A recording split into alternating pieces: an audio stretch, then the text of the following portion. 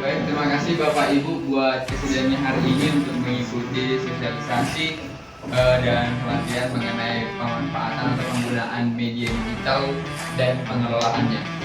Nah, di sini saya akan menjelaskan tahap-tahap atau bagian-bagian penting dalam pemanfaatan media digital. Di sini saya berikan judul media dan pengelolaannya. Secara umum pengertian dari media itu adalah suatu perantara atau pengantar yang berfungsi untuk menyalurkan sebuah pesan yang mau kita sampaikan dari satu orang ke banyak orang, dari one people to many people kalau istilah bahasa Inggrisnya. Jadi pada Undang-Undang 1945 pasal 28F, setiap orang berhak berkomunikasi dan memperoleh informasi untuk mengembangkan pribadi dan lingkungan sosialnya, serta berhak untuk mencari, memperoleh, memiliki, menyimpan, mengolah, dan menyampaikan informasi dengan menggunakan segala jenis saluran yang tersedia. Nah, dan jenis media itu ada 3. Ada media audio, media visual, media audiovisual. Jadi sudah dipaparkan di layar. Media audio itu ya itu melibatkan pendengaran saya yang dapat disampaikan dalam media audio. Jadi ini alat yang paling yang paling mungkin kita paling banyak tahu itu seperti radio. Kemudian media visual itu kita lihat dan menggunakannya seperti koran dan juga brosur-brosur yang dapat kita baca. Kemudian media audiovisual itu media difilmkan atau berupa tayangan-tayangan. Nah, media cetak dan media penyiaran yaitu media untuk membagikan sebuah informasi. Nah, namun media itu dapat dikelola untuk membantu mempermudah pekerjaan kita, khususnya di Satuan Polisi Pamung Praja Kabupaten Toba. Salah satunya itu adalah mengelola Gform, aplikasi Google berupa Gform.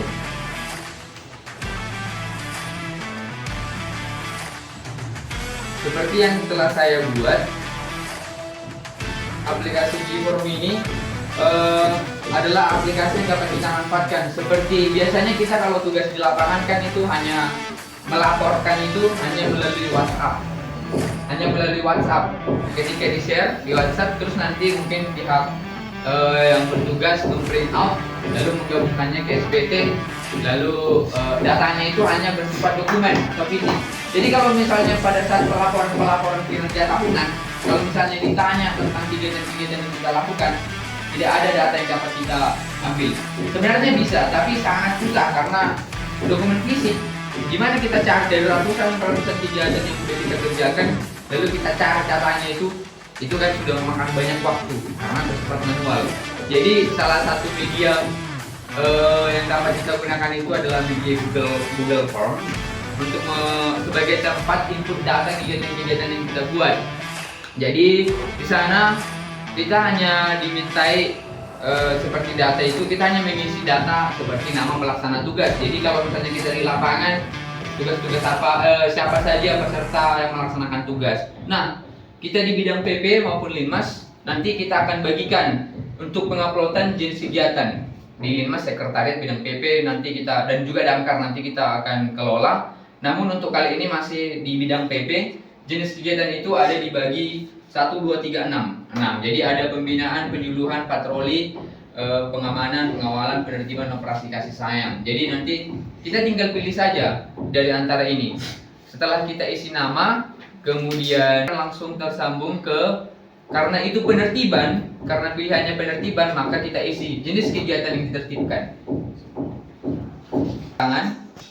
Kemudian dikirim berikutnya. Nanti setelah berikutnya ada diminta untuk mengupload foto ataupun video. Nah, jadi sistem pelaporannya sudah bersifat digital. Jadi kita nanti kalau misalnya suatu saat ada yang bertanya apa-apa aja yang udah kita kerjakan, mereka tinggal mengakses ini saja, sudah langsung tahu, oh ini yang dilakukan Satpol PP selama ini. Jadi yang kita upload ini nggak harus selalu yang ada mungkin uang lelah atau uang SPPD-nya, enggak, ataupun pekerjaan-pekerjaan yang mungkin nggak ada uangnya, kita semua upload supaya nanti banyak orang tahu bahwa sebenarnya pekerjaan kita itu banyak. Mungkin begitu. Nanti untuk lebih lanjut nanti mungkin semua personil bakal akan kita kumpulkan di lantai 2 mungkin setelah proses pembangunan selesai untuk menggunakan, mengelola, dan saya juga akan menjelaskan bagaimana cara kerjanya laporan ini. Karena kemungkinan saya pikir untuk lebih fleksibelnya ini terlalu lama karena dia harus mengklik berikutnya dan berikutnya. Itu adalah kekurangan dari Gform. Nanti akan kita buat sebuah website yang kita buat sendiri menggunakan bantuan-bantuan yang ada di media digital. Nanti kita buat dengan lebih gampang, lebih fleksibel. Jadi kalau misalnya itu cukup satu halaman yang kita isi. Jadi nggak seperti ini, berikutnya itu kan mungkin tidak fleksibel, tidak gampang. Jadi itu cuma hanya sekali input semuanya, data yang diminta. Nah, mungkin itu saja yang dapat saya terangkan. Atas perhatian Bapak Ibu, saya ucapkan terima kasih banyak. Horas.